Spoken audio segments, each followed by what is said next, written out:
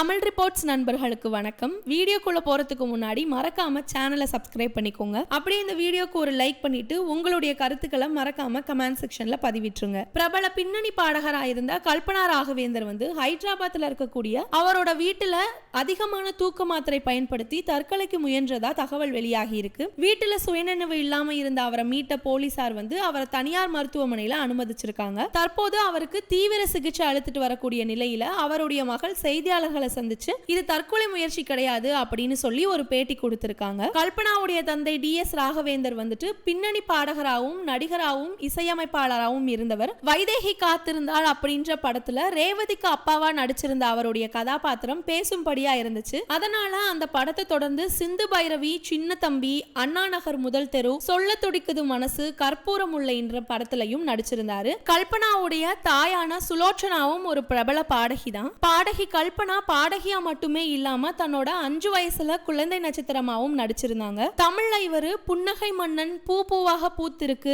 ஆண் பாவம் அப்படின்ற படத்துல நடிச்சிருந்தாரு. அதோட தெலுங்கு மொழியிலையும் சில படங்கள்ல நடிச்சிருக்காரு. இவரு ராஜ்கிரண், மீனா நடிச்சிருந்த படமான என் ராசாவின் மனசுல அப்படின்ற படத்துல வரக்கூடிய போடா போடா புண்ணாக்கு அப்படின்ற பாடலை பாடி சினிமாவுல பாடகியா அறிமுகமானாரு. அதை தொடர்ந்தே தாஜ்மஹால் படத்துல வரக்கூடிய திருப்பாச்சி அருவாள பாடலையும், சூர்யாவோட படத்துல வரக்கூடிய கடவுள் தந்த அழகிய வாழ்வு, காத்தாடி போல ஏண்டி என்ன சுத்துற, பிரியமான தோழி படத்துல வரக்கூடிய பெண்ணே நீயும் பெண்ணா, ஒரு சின்ன வெண்ணிலா போலே இப்படினும், அதோடவே மதுரை ஜில்லா மச்சந்தாண்டி அப்படின்ற பல வெற்றி பாடல்களை இவர் பாடியிருக்காரு. தமிழ் தெலுங்குன்னு 1500க்கும் மேற்பட்ட திரைப்படத்துல பாடலை பாடி இருக்கக்கூடிய இவர் கிட்டத்தட்ட 3000 மேடைகளையும் பாடியிருக்காரு. இந்த நிலையில ஹைதராபாத்ல நிஜாம்பேட்டை அப்படின்ற பகுதியில் இருக்கக்கூடிய அடுக்குமாடி குடியிருப்புல பாடகி கல்பனா வசிச்சுட்டு வராங்க. பாடகி கல்பனாவுடைய வீடு 2-3 நாட்களா மூடப்பட்டிருந்த நிலையில கதவு திறக்கப்படாமையே இருந்துச்சு. நேற்று அந்த குடியிருப்பு வாசிகள் நடத்தக்கூடிய மீட்டிங்ல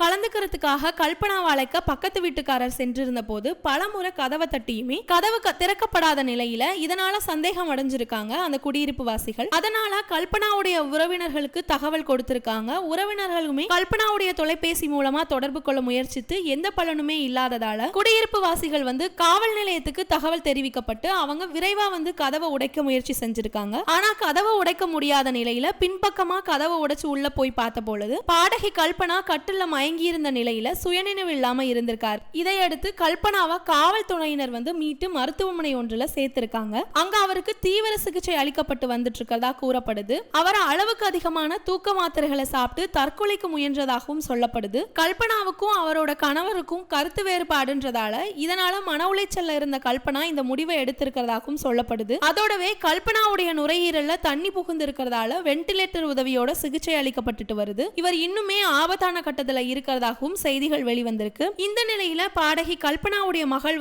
ஒரு பேட்டி கொடுத்திருக்காங்க. அதுல கல்பனா இப்போ நல்லா இருக்கிறதாகவும் அவருடைய தாய் தந்தை இருவருக்குமே எந்த விதமான கருத்து வேறுபாடு இல்லைன்னும் இருவருமே மகிழ்ச்சியா இருக்கிறதாகவும் மன அழுத்த காரணமா மருத்துவருடைய பரிந்துரை பேர்ல தான் தினமும் தூக்க மாத்திரை எடுத்துக்கிட்டு வரதாகவும் தெரிவிச்சிருக்காரு. இந்த வகையில அவர் எடுத்துக்கிட்ட மாத்திரையில கொஞ்சம் ஓவர் டோஸ் ஆகிவிட்டதால தான் இந்த சூழல் அப்படின்னும் தற்கொலைக்கு கல்பனா முயற்சி செய்யல அப்படின்னும் அவருடைய மகள் பேட்டி அளிச்சிருக்காங்க. அதோடவே தங்களை பத்தி எந்த விதமான தவறான செய்திகளையும் பரப்பாதீங்க, அது சங்கடத்துல ஆழ்த்துறதாகவும் அந்த பேட்டியில கல்பனாவுடைய மகள் தெரிவிச்சிருக்காங்க. மேலும் பாடகி கல்பனா 2017ஆம் ஆண்டு விகடனுக்கு அளிச்சிருந்த பேட்டியில கஷ்டமான வாழ்க்கையோட போராட்டத்துல தற்கொலை முயற்சி வரைக்குமே போயிருக்கேன். இந்த அழகிய வாழ்வுல உண்மையான அர்த்தத்தை புரிஞ்சுக்கிட்டதுக்கு அப்புறமா என்னோட முட்டாள்தனத்தை உணர்ந்தேன். அந்த சமயத்துல என்னோட பொண்ணும் குடும்பமும் தான் எனக்கு பக்கபலமா இருந்தாங்க. மறுபடியும் பாடகி பயணம் வேகம் எடுத்துச்சு, அதுல இருந்து மீண்டு வந்தேன் அப்படின்னு சொல்லி அந்த பேட்டியில அவர் பேசியிருந்தாரு என்பது குறிப்பிடத்தக்கது. நன்றி.